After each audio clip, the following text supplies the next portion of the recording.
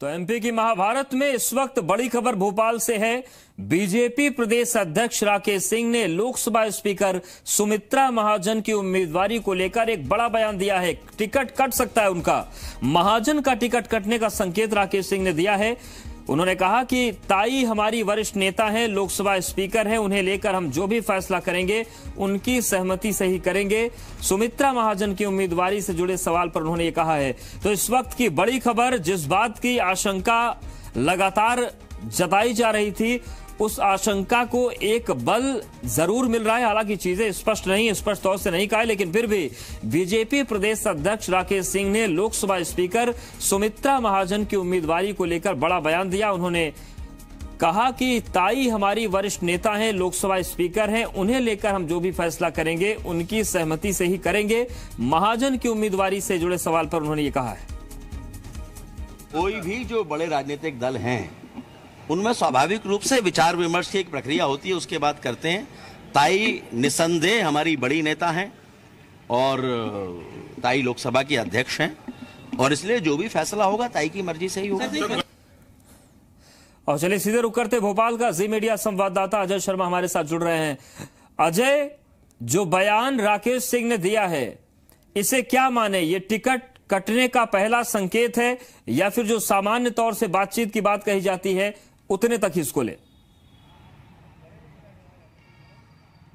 देखिए, सामान्य तौर पे बातचीत तो उसे कहीं से कहीं तक नहीं कहा जा सकता, क्योंकि अभी तक बीजेपी ने जितनी सीटों पर ऐलान किए हैं नामों के, उन नामों में सीधे तौर पे सबसे एक महत्वपूर्ण बात बताता हूं। दो नामों के कंपैरिजन करूंगा अवधेश। एक तो नाम का पर बात करूंगा मैं शहडोल के, और दूसरे नाम पर बात करूंगा इंदौर से।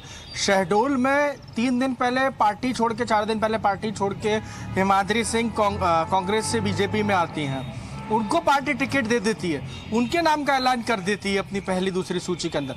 लेकिन वरिष्ठ नेता पार्टी की और लोकसभा की स्पीकर सुमित्रा महाजन, जो लंबे अरसे से 8 बार से बीजेपी की सांसद हैं, उनके नाम पर पार्टी की तरफ से अभी तक ऐलान नहीं किया जाता। ना सिर्फ राजनीतिक गलियारों में चर्चा का केंद्र है सुमित्रा महाजन के नाम की घोषणा नहीं होना, बल्कि सियासी गलियारों में इसे लेकर अलग अलग तरीके की चर्चा है। जो 2 नाम अभी तक सबसे ज्यादा चर्चाओं में है अवधेश, उन 2 नामों में इंदौर की मेयर और विधायक मालिनी गौड़ एक पहला नाम है। दूसरा एक सबसे चौंकाने वाला जो नाम है वो शंकर लालवानी का नाम है, जो आईडीए के अध्यक्ष रहे हैं।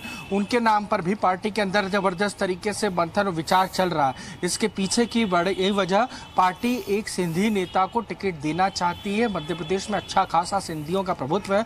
दूसरी ओर भले ही एल.के. आडवाणी के नेता कहीं से कहीं तक मेल ना हो, लेकिन एक सिंधी नेता को टिकट देना चाहती है पार्टी, ताकि कल को यदि सिंधी समाज में किस तरीके की हवा बने तो उस हवा को थामा जा सके। ये बताते बिल्कुल। लेकिन अजय, कम से कम ये हम मान सकते हैं कि अभी जो मुसीबतें आ रही हैं ज्ञान सिंह की तरफ से, अशोक अर्गल की तरफ से, आर.डी. प्रजापति की तरफ से, ये बानगी है केवल। अभी बहुत सारी मुसीबतें इंतजार कर रही है मध्य प्रदेश में बीजेपी का। इसमें कोई दो राय नहीं है कि बहुत सारी मुश्किलें जो है इंतजार कर रही हैं, क्योंकि पार्टी के सामने चुनौतियां कम नहीं हैं। चुनौतियां एक आध जगह से आती तो समझ में आता।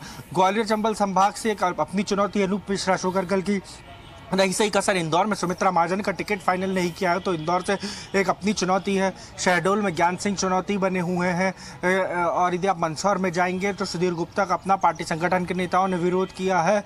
इसी तरीके से पार्टी के सामने कमोबेश अलग अलग सीटों पर अलग अलग चुनौतियां हैं, और उन सब चुनौतियों से निपटना बीजेपी के लिए अब टेढ़ी बिल्कुल। और कैसे निपटेंगे ये तस्वीर देखने वाली होगी। आप हमारे साथ बने रहिए, कुछ और अहम खबरें जिन पर आपसे जानकारी लेंगे विस्तार से। तो इस वक्त की बड़ी खबर यह है कि लोकसभा स्पीकर सुमित्रा महाजन का टिकट कट सकता है, और बीजेपी प्रदेश अध्यक्ष राकेश सिंह ने इस बात के संकेत दिए हैं।